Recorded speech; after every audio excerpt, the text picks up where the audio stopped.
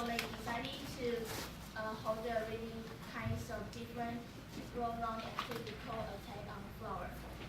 Yeah, and the most this group of people have really special ideas, but the most important source of playing activity is money. Yeah.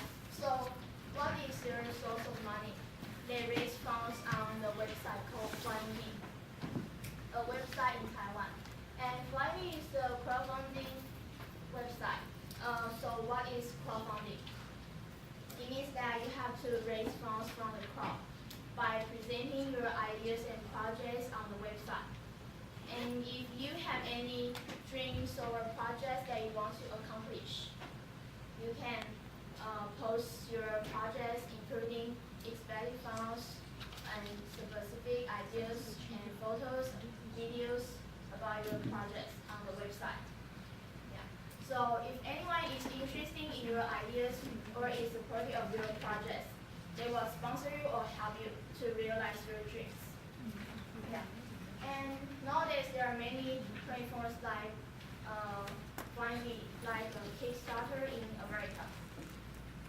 And crowdfunding is kind of financing because through this website, the creators, they can know if their projects and the products is visible in the future market or not. If no one supports your ideas or products, you should revise your products to the optimum state, so that maybe in the future market you can exist. Yeah. And in my opinions, I think this is really good because this website gives creators a chance. Because some people, they don't have so much money at first to hold a company or to find the shareholders, yeah, to help them realize their dreams or projects. So they can post their ideas and projects on this website. Yeah. And through this website, they can consistently to revise their projects to the best state. Yeah. And if the projects fail, maybe they cannot get the funds. It's alright because maybe some people will help you to have your projects to. You notice that you have strayed away. Your speech has strayed away. You're talking about crowdfunding. You're not talking about Attack on Flower. Attack on Flower is about. It's not about crowdfunding. It actually use an approach of financing, of funding for the activity. So it's not about Attack on Flower itself per se. It's more about this new alternative way of getting enough money for your project. So were you intended to talk about Attack on Flower or crowdfunding? Crowdfunding, yeah. So it's not about Attack on Flower. Attack on Flower is one of example of crowdfunding. Then you should say that at the beginning. Because it seems that you specifically told your audience that, you wanted to give a speech about Attack on Flower.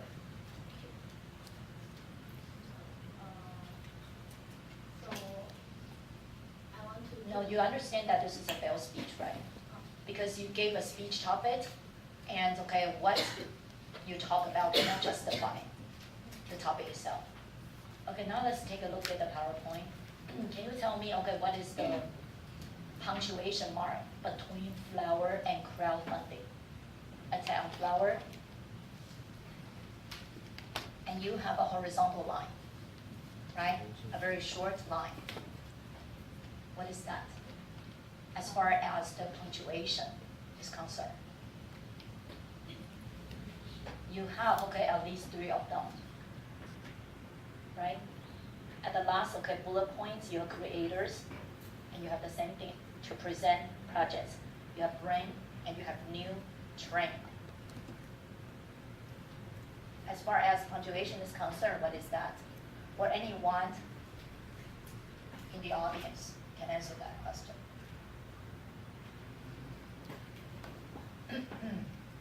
Same thing happened in the previous session, in the previous period, previous class. And I told them that, okay, do not be sloppy. I can instruct you. I can coach you with your speech technique. You want me here to do my job, and the job shouldn't be too easy for me. You will want your professor who will be able to discern the subtle differences of your language use, or even, okay, with the structure and, okay, the logical layout and everything about the speech. You don't want a professor to do something that you are supposedly having it taken care of.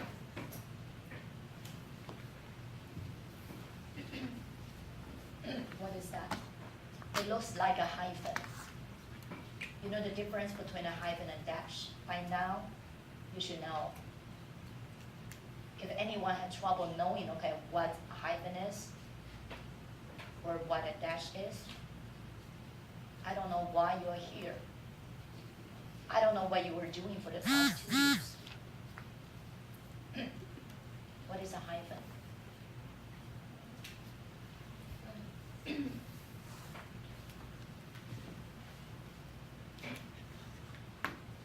When would a hyphen be needed? Among these 3 cases, 3 incidents, which one you believe that you use it right? There's one, okay, right. Brand new. Okay, why is that correct? Because it's a phrase. 2 words to form a phrase. So whenever I'm forming a phrase, I'm constructing a phrase, I'm allowed to use a hyphen. How do we call, okay, if we consider brand new, a word itself? It's a compound word, right?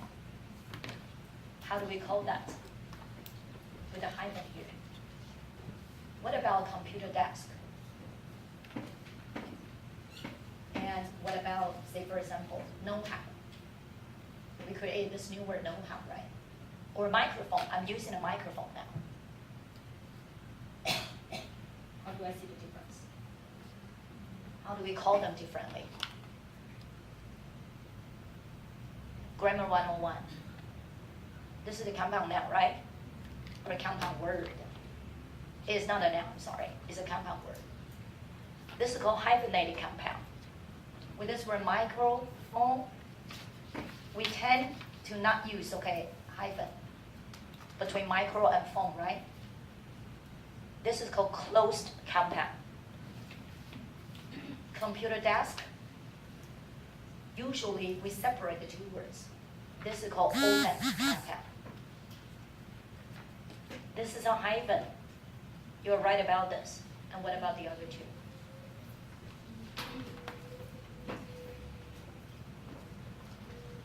Do you intend to use creators 2 as a compound, as a hyphenated compound? Semantically, it doesn't seem quite right. Syntactically, a no too. So it's not intended to be used as a compound, is it? All right, so in that case, okay, what you should use? What punctuation mark? Hyphen is not a punctuation mark. So you should use a dash, right? How do you type a dash? On your word processor or in your computer? How do we do that? You press 2 hyphens, and then you press the next letter of the new word. It will automatically make it a dash for you. How many of you do not know this? I mean, honestly, how many of you do not know this? I want to get a better view about what happened here in this group of class. 有多少人不知道的? I'm not going to penalize you. 多少人不知道的？没关系，就举手，我也没有要 penalize 你。所以一半，手放下。我刚刚讲的话，我还没有讲出来，我的字都还没有读出来。I understand that students feel reluctant to make any responses in class. I understand that. I accept that. Okay, but it doesn't mean that okay without your hands okay raised in the air, you can say that okay you know exactly what I'm going to say. You know what is true learning? You can only probably say that I have learned this. Is that okay? When the explanation hasn't been completed, hasn't been ordered, you exactly know okay what will be said. It's just that it could be said differently. That's what we call constructed knowledge. You can't just have receptive or passive knowledge. When people tell you something you understand, this is not what you know. This is what okay you understand.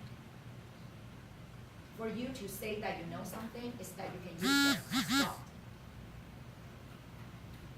OK， 有多少人是我大概开始在讲hyphen跟 dash， 我在问不同的时候，他就大概已经知道是什么了？举手一下，我看一下。OK， 没关系啊，我觉得哈，我觉得一个健康的 group， 千万不可以有这种国中生或小学生的心态，知道都不敢讲，好像知道自己知道，然后手举起来讲 ，all eyes will be on you。然后下课的时候还会有人鼓励，去说啊，真是厉害，这样都知道了，手举这么高。We are way past that, please. I understand if you were still in high school, you will have that sort of concern, not here. 所以两个其他人都不知道，或 sort of know。如果你大概我在问他 hyphen 跟 dash 的时候，你眼睛一瞄，你就知道哪里有问题了，因为我提醒你了，你想到了。那 you are 我 80% OK， 你大概80%都掌握到，可你要做到的是你眼睛一扫就知道有问题。That's 100%, or even over that。到现在都还不知道说，那请问大家知道 hyphen 跟 dash 的差别吗？甚至是 column 的差别。Well, column is always used to be compared with the use of dash, but not hyphen, because hyphen